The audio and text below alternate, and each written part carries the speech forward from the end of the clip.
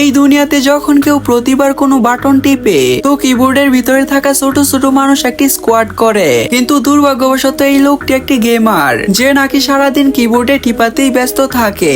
সব থেকে বেশি ব্যবহার করা বাটন তো সুপার ফিট হয়ে গেছে, কারণ তাদের বারবার স্কোয়াড করতে হয় এবং কি কম ব্যবহার করা মোটা এবং অলস বাটন তাদের মোটিভেশন দিতে থাকে। গেম খেলার সময় এই লোকটি শুধু ওই বাটন গুলোই টিপে যেগুলো তার কাজের ছিল। ওইদিকে পজ ব্রেকের মতো বেকার চাবি আরাম করতেছিল, এফ কেও পুরো মজাই ছিল, আর নাম্বার পেটের ওরা কোথাও যেন হারিয়ে গেছে। অল্ট জীবিত থাকার জন্য ওষুধ খেতে হয় কারণ তার অনেক বেশি ব্যবহার হয়, কিন্তু তার সব থেকে ভালো বন্ধু টেপের অবস্থা আরো খারাপ, যে নাকি প্রায় মারা যাবে। তখনই তার গার্লফ্রেন্ড তার রুমে চলে আসে।